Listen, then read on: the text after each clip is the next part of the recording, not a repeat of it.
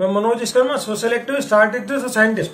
आज हम डिस्कस कर रहे हैं कि आज हम इंडिया की सोसाइटी की बात कर रहे हैं कि इंडिया में डिप्रेशन का जो आज के दिन सबसे बड़ा कारण दिख रहा है। आप अपने चारों तरफ देख रहे हैं, किसी भी एज लेवल के या इनकम ग्रुप के, किसी भी जाति धर्म के लोगों को अगर ध्यान से देखें तो डिप्रेशन का सबसे बड़ा कारण आज के दिन जो उभर के आ रहा है वो है फैमिली डिस्प्यूट। फैमिली डिस्प्यूट इसलिए बढ़ रहे हैं कि पिछले कुछ टाइम में 15-20 साल के अंदर जो एजुकेशन में बदलाव आए हैं, जो कल्चरल बदलाव आए, वेस्टर्न कल्चर का जो हमारी सोसाइटी में इम्पैक्ट पड़ा है, उसकी वजह से क्या हो गया कि जो टीवी चैनल, मीडिया आने से, इंटरनेट के आने से बहुत सारा फर्क पड़ा है।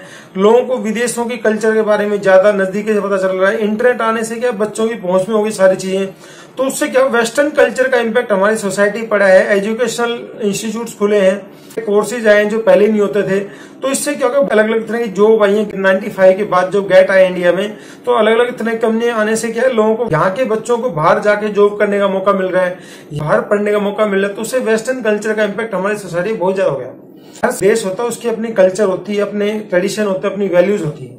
हमारे यहाँ हिंदुस्तान में क्या है कि जो वैल्यूज होती हैं, बुजुर्गों का रेस्पेक्ट करना, जो फैमिली होती है, फैमिली में शादी हो जाती है उसको 7 जन्मों का बंधन माना जाता है कि उसको तलाक तो बहुत बुरी बात मानी था कि एक बार शादी हुई तो 7 पीढ़ियों का बंधन हो जाता है, उनके रिश्ते चलते रहते हैं। तो उस तरह से हमारी सोसाइटी चलती थी। अब क्या जो बदलाव आ रहे हैं सोसाइटी के अंदर, इसमें सबसे बड़े जो बदलाव आ रहे हैं, पहले फैमिली में इकट्ठे बच्चे होते थे, ज्वाइंट फैमिली होती थी, अब न्यूक्लियर फैमिली होगी, सिंगल फैमिली होगी। इकट्ठे बच्चे होते आपस में लड़ते थे, झगड़ते थे, एडजस्ट करना सीखते थे, चीजों को शेयर करना सीखते थे। अब क्या हो रहा है कि न्यूक्लियर फैमिली होने से, जॉब दूर होने से पेरेंट्स अलग रह रहे हैं, बच्चे अलग रह रहे हैं। सिंगल फैमिली होने से एक बच्चा होता है, वो बच्चे आपस में एक दूसरे के साथ एडजस्ट करना भूल गए। जब हम एडजस्ट करना भूल जाते हैं तो बच्चों में एडजस्ट करने की टॉलरेंस पावर कम होती जा रही है। वो चीजों को शेयर नहीं कर रहे हैं। और वो अकेला है, वो ठीक अकेला है तो वो चीजों को यूज कर रहा है। आज वो बचपन में उसको कोई चीज मिल रही है और उसको शेयर नहीं कर रहा है। जब वो बड़ा होगा तो उसकी आदत बड़ा होने पे भी वैसी रहेगी, वो चीजों को शेयर नहीं करेगा। और जब हम इकट्ठे ज्वाइंट फैमिली में शेयर करते थे तो उसका बेनिफिट ये होता है, कभी दुख सुख में हम किसी को तकलीफ में देखते थे, हम एक दूसरे की मदद करने को उत्सुक रहते थे। तो उससे क्या था, ये आपस में एक दूसरे की प्रॉब्लम बड़ी आसानी से सोल्व हो जाया करती। एक दूसरे की मदद से जो दुख का, कष्ट का टाइम था आसानी से निकल जाता था। अब इसमें क्या आ रहा है कि एडजस्टेबिलिटी के साथ साथ सोशल मीडिया, मोबाइल फोन जो आए पिछले टाइम में, मोबाइल फोन के आने से क्या हुआ, जो हमारा टाइम है, जो हम आपस में रिश्तेदार, दोस्तों के, परिचितों के साथ दुख सुख में जाते थे, बात करते थे, मिलते जुलते जो टाइम था, वो हमारा जो क्वालिटी टाइम है। एक तो जॉब इस तरह की होगी, उनका जॉब का टाइम बढ़ गया है, रात को लेट बजे तक आना है। पहले 9 से 5 की जॉब होती थी, अब वो रात को 9-10 बजे आ रहा है। किसी की ट्रैवलिंग जॉब है, बंदा रात को 12 बजे पहुंचा, सुबह उठ के फिर जा रहा है। और उसका ऊपर से उसका जो टाइम था सोशल मीडिया ले रहा है, मोबाइल ले रहा है। मोबाइल के होने से क्या लोग जानकर आपस में बैठे, पता चला घर में, मैंने ऐसे एग्जाम्पल देखे, घर में उसको खाना लेना और वाइफ से अगर चाय मंगानी तो वो व्हाट्सएप पे उसको मैसेज भेजा बजाय बोलने के। तो इस तरह के हमारे हालातों में बच्चों से आपकी इंटरेक्शन, आपका टाइम जो बच्चों के साथ जाना चाहिए वो बच्चों पे ना लग के वो आपके मोबाइल और सोशल मीडिया ले रहा है। ये भी एक बहुत बड़ा फैक्टर है। हम सोसाइटी से, अपने लोगों से दूर होते जा रहे हैं और डिप्रेशन का बहुत बड़ा कारण है। और तीसरा है कि हमारे जो फैमिली में आजकल ट्रस्ट खत्म हो गया, लोग एडजस्ट नहीं करना चाहते फैमिली के साथ, अपने बड़ों के साथ या वैल्यूज के साथ। जैसे वेस्टर्न कल्चर में होता है कि हस्बैंड वाइफ अगर कॉफी पी रहे हैं वो अपने अलग अलग पे करते हैं, जबकि हमारे हिंदुस्तान में क्या है कि दो अगर कोई भी दूर के जानकार, रिश्तेदार या इकट्ठे लोग पीते हैं तो उनमें से एक ही पे करता है। ये हमारी वैल्यूज का फर्क है। तो ये सब चीजें जो आपस में ट्रस्ट खत्म होने से हम एक दूसरे को छल कपट, शॉर्टकट मारना शुरू कर दिया, एक दूसरे को नीचे दिखा के फैमिलीज में धोखाधड़ी होने शुरू की। तो उससे क्या हो गया कि लोगों को शॉर्टकट मारने के चक्कर में एक दूसरे को गिरा के उठने की जो हमारी हैबिट बन गई है, उसकी वजह से जब अपने लोग धोखा करते हैं तो इमोशनल साइड पर लगता है, उसको मानसिक धोखा होता है। दूसरों के धोखे से इतना परेशान नहीं होता जितना अपनों के धोखे से परेशान होता है। तो जब फैमिली में जैसे वाइफ है और जो फैमिली के क्लोज मेंबर होते हैं, जब वो आपको धोखा देते हैं, भाई बहन के रिश्ते कलंकित हो रहे हैं, वो आपस में उनको धोखाधड़ी हो रही है, माँ बाप का बच्चों के साथ धोखाधड़ी हो रही है, जो पहले उनको कभी ऐसा सोचते नहीं थे ऐसा हमारे साथ होगा।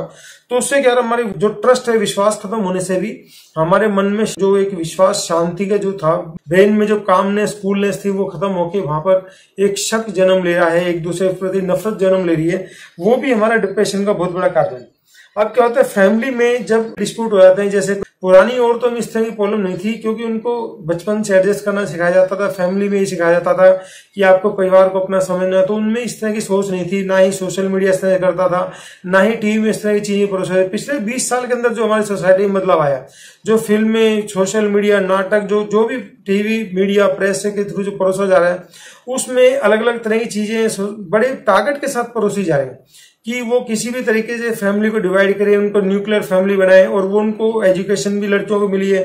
परिवार में पहले एक परिवार में एक व्यक्ति कमाता था, पिता कमाते थे, बच्चे, परिवार के सारे लोग उन पर डिपेंडेंट होते थे, पेरेंट्स भी उन पर डिपेंडेंट होते थे, छोटे भाई बहन होते थे वो भी डिपेंडेंट होते थे, और दुख सुख में हो गया तो वो भी फैमिली मेंबर्स उन पर डिपेंडेंट होते थे।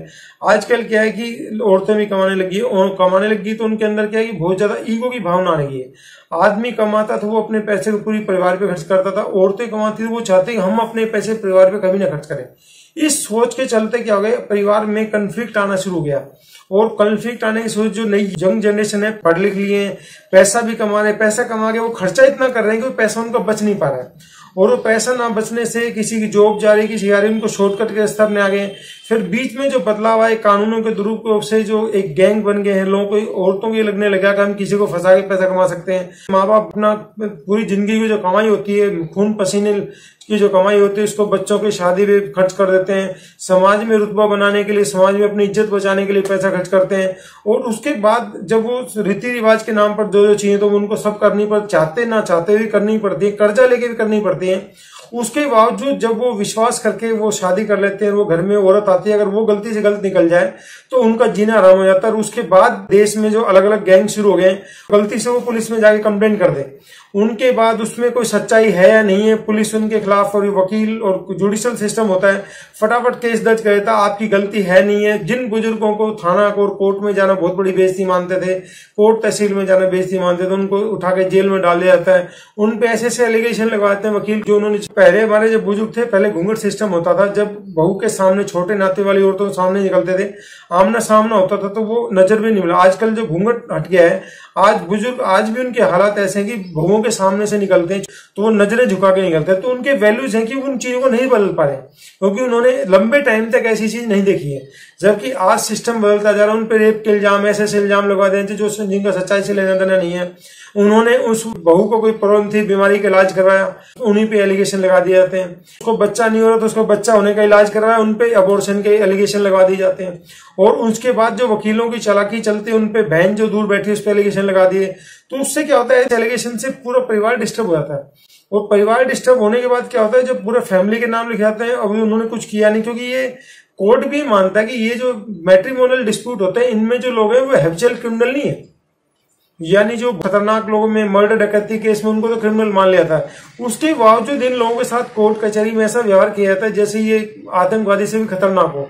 इस तरह के कानून के उल्टे प्रोविजन बना दिए जाए, जिसमें क्या है कि लोगों को सजा, जिनको मिलनी चाहिए उनको सजा मिल नहीं पाती है, और उसके बजाय जो निर्दोष लोग हैं उनको परेशान कर करके डिप्रेशन में डाल के बीमार हो रहे हैं। बीमार होकर जो उनके अंदर डिप्रेशन जा रहा है, टेंशन आ रहा है, उस टेंशन के चलते बहुत सारे लोग सुसाइड कर रहे हैं।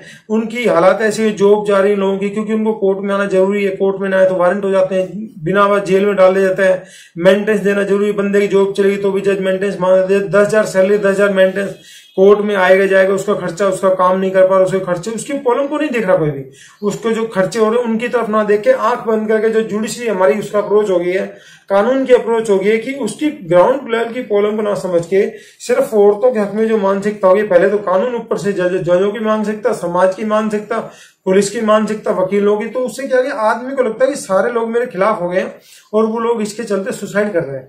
और इस समय यंग जनरेशन में सुसाइड का रेट बहुत ज्यादा है। 15 साल तक लड़के लड़के सुसाइड बराबर है। 16 से 35 साल में जो मोस्ट प्रोडक्टिव एज ग्रुप है, उसमें एक औरत के बदले 3 आदमी सुसाइड कर रहा है। उस पर कोई नहीं बोलने को तैयार है, हमारी सरकार, सिस्टम, नेता कोई कुछ करने को तैयार नहीं। आपकी जॉब चलेगी, इनकम चलेगी, इनकम चलने के बाद आपका चीटिंग की फीलिंग आ गई, आप डिप्रेशन में चले गए।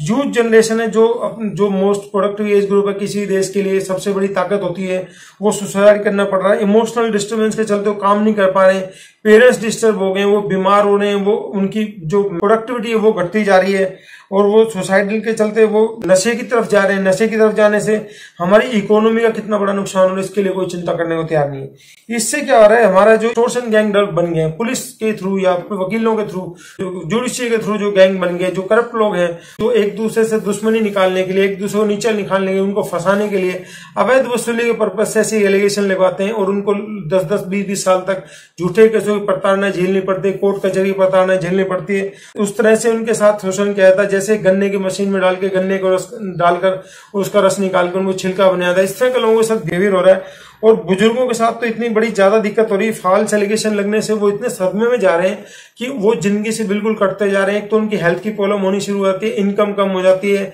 सरकार की तरफ से कोई केयर नहीं, उनकी सोशल रिस्पॉन्सिबिलिटी बढ़ जाती है, और उस एज में जब उनके साथ इस तरह का इमोशनल सेटबैक लगता है तो उनके साथ डिप्रेशन एक बहुत खतरनाक लेवल पे आता है। उसकी तरफ कोई भी नहीं देख रहा है बुजुर्गों के साथ क्या रहा है। अगली जनरेशन है, उस पर नुकसान हो रहा है। वकीलों ने झूठे एलिगेशन लगवा के बच्चे को माँ से अलग कर दिया, माँ की तरफ बाप से अलग कर दिया। जब बच्चे की डेवलपमेंट परिवार के साथ रहता है, पेरेंट्स रहते हैं, दादा दादी रहते हैं, सबके साथ रहता है, तो उसकी इमोशनल डेवलपमेंट अच्छी होती है, वो बेहतर इंसान बनता है। अमेरिका में क्राइम रेट बच्चों का आज भी हमारे से कई गुना जाता है, लेकिन इस पर कोई बोल नहीं रहा है, क्योंकि वहां बच्चे माँ बाप अलग हो गए, उनकी 50 साल तक पता नहीं कितनी शादियां होती। चलो गवर्नमेंट ने हॉस्टल बना दिए, हॉस्टल में वो रह रहे हैं, उनको फैसिलिटी दे दी, लेकिन उनकी इमोशनल डेवलपमेंट नहीं होने पर चलते उनके क्राइम रेट कई गुना ज्यादा है। तो हमारे इस सोसाइटी की प्रॉब्लम को कोई देखने को तैयार नहीं है, सरकार नेता सब इस पे चुप है, और इस सोसाइटी की इतनी गहरी प्रॉब्लम है। सोसाइटी में शर्म के मारे लोग बोल नहीं पाते हैं कि लोग क्या कहेंगे, समाज क्या कहेंगे, इसके चलते लोग कंप्लेंट नहीं करते हैं। कंप्लेंट न करने के चलते वो सही होते हुए भी, गलत ना होते हुए भी उनको कोई झूठी कंप्लेंट के चक्कर में शोषण और सजा होती है। क्योंकि जब व्यक्ति गलत करता है तो गलत करने का उसको रहता है कि मैंने गलत किया, तो उसको अपराध बोध है। लेकिन जब किसी ने गलत ना किया और उसके साथ गलत वाले सजा कर दी जाए या उसको गलत वाली पनिशमेंट दी जाए, तो उसको बहुत ज्यादा एक अपराध बोध होता है, जिसके चलते वो डिस्टर्बेंस में चला जाता है, इमोशनल डिस्टर्ब हो गए, वो डिप्रेशन की तरफ चला जाता है। और ये बहुत बड़ा प्रॉब्लम है कि हमारे देश को कमजोर करने में इसका योगदान है। अब हम देखते हैं कि इनका समाधान क्या है। लाखों लोग अच्छे भले काबिल लोग हैं, उनको इस तरह फंसाया जा रहा है, उनके साथ बुजुर्गों को भी फंसाया जा रहा है। बच्चों का नुकसान करने, अगली पीढ़ी कमजोर होने से कितना बड़ा नुकसान होता है किसी भी देश का, किसी भी सभ्यता का, किसी भी संस्कृति कितना बड़ा नुकसान होता है। एक बहू एक औरत है, बाकी औरतें कोई औरत नहीं है। तो इससे सबसे बड़ी जो दिक्कत आ रही है, सोसाइटी का जो फ्यूचर खराब, प्रेजेंट खराब, और प्रेजेंट के साथ साथ हमारा जो इकोनॉमी खराब। और उस सड़कें बना ले, रोड बना ले, हम कितनी बढ़िया पुल बना ले, उसका कोई फायदा नहीं। कितनी बढ़िया मेट्रो चला लो, अगर उसमें रहने वाले लोग ही खुश नहीं है तो उस डेवलपमेंट का कोई फायदा नहीं है। तो इस पे सरकारें चुप है, तो इसका सबसे बड़ा जो समाधान हो सकता है, और ये बहुत गहरी समस्या है, लाखों करोड़ों लोग इसका शिकार बन रहे हैं। Daily on an average per day लाखों कंप्लेंट हिंदुस्तान में अलग अलग थानों में दर्ज की जाती है। दर्ज करने के अलावा कम से कम 10 गुना कंप्लेंट ऐसे होते हैं जिनका कहीं रिकॉर्ड ही नहीं होता, जो इलीगल तरीके से होती है, और जिनका रिकॉर्ड के बिना ही लेन देन होकर उनका कॉम्प्रोमाइज हो जाता है। अब आता है कि जब सोसाइटी, समाज, कानून, सिस्टम जब गलत चीज को रोकने को तैयार नहीं है, तो अब लोगों के साथ गलत हो रहा है, तो उसको रोका कैसे है? उसका ये है कि जो लोग झूठी कंप्लेंट करते हैं या जिस तरह की जो किसी को परेशान करने की नियत से बिना जेन्युइन कॉज के लेके आते हैं, एक तो उन केसों पर सजा होनी जरूरी है। दूसरा क्या है कि सजा बाद की बात है, सबसे पहले जो केस दर्ज होने की जो प्रोसेस कर दी, झूठे केस बड़ी आसानी से दर्ज होते हैं, उसको रोकना जरूरी है। किसी भी थाने में इन्वेस्टिगेशन होती है, इन्वेस्टिगेशन की क्वालिटी बिल्कुल गिर गई है। अगर उस इन्वेस्टिगेशन को सीसीटीवी कैमरे के सामने इन्वेस्टिगेशन होगी, उसमें क्वालिटी आएगी, इंप्रूवमेंट आएगी। कोर्ट के अंदर कैमरे लगने जरूरी है, ताकि उनपे कोर्ट के सामने इस पक्ष ने क्या बोला, इस पक्ष ने बोला, और जज ने क्या लिखा, ये चीजें सामने आ जाए, ये जरूरी है। और जब केस को दर्ज करने की प्रोसेस मुश्किल हो जाएगी, झूठा दर्ज करने की, और दर्ज कर दिया गलती से, उस पर रोक लग जाएगी, उस पर सजा होनी शुरू हो जाएगी, तो ये केस होने बंद हो जाएंगे, और हमारा समाज है वो खुशहाल बन सकेगा। और हमारा जो इंसान के जन्म का जो पर्पज है, हमारी जो इंडिया का कल्चर है, वो बड़ा गहरा कल्चर है। धर्म और आस्था में बहुत सारे लोगों का विश्वास है, हम मानवता की बड़ी कदर करते हैं, हम धर्म में बहुत सारे जुड़े हुए, हम हर धर्म में पशु पक्षियों तक की हम उनकी दर्द को, करुणा को समझते हैं। और उस देश में अगर लोगों के साथ आतंकवादी जैसा बिहेव किया जाता है, जिन्होंने गलती ना की हो, ये बहुत खतरनाक हमारी कल्चर को तोड़ने का प्रयास है। और सरकार, नेता ये सब चुप है, क्योंकि नेताओं पे कोई असर नहीं पड़ रहा, वो लोग बच जाते हैं, प्रभावशाली लोग हैं। आम लोगों के साथ गलत हो रहा है उसको रोकने के लिए लोगों को आना जरूरी है। तो आप इसमें सिस्टम के जितने भी लोग हैं जो गलत करते हैं उनको झूठा केस करने पे सजा का सख्त प्रावधान हो, ताकि लोग ऐसा करने की हिम्मत न करें। दूसरा के झूठे केस दर्ज करवाने की प्रोसेस है उसको मुश्किल बनाना पड़ेगा, उसको इतना मुश्किल बनाना पड़ेगा कि उसमें झूठ बोलने वाला व्यक्ति अपने आप छन के बाहर आ जाए। तो साथियों, इस समस्या को देखते हैं अलग अलग मुद्दों पर जो डिप्रेशन का कारण बन रहे, हमारे देश को बर्बाद करने के कारण बन पे अलग अलग वीडियो लेकर आएंगे और हमें विश्वास है जानकारी देने आपको मुद्दों की गहराई को समझने में मदद करेगी। जब आप मुद्दों की गहराई को समझेंगे तभी आप उनका समर्थन करें या विरोध करें, तभी आप डिसाइड कर पाएंगे कि आपको क्या करना चाहिए, और तभी हमारा देश बदलेगा, तभी हमारा समाज बदलेगा, क्योंकि हम समाज का हिस्सा है। जब तक हम गलत का विरोध नहीं करेंगे बुराई कभी खत्म होने वाली नहीं है, और बुराई थी है और रहेगी, लेकिन हमें विरोध करना पड़ेगा, उसके लिए मांग उठानी पड़ेगी, उसका समाधान के लिए प्रयत्न करने पड़ेंगे, तब जाके समाधान होगा। धन्यवाद, जय हिंद।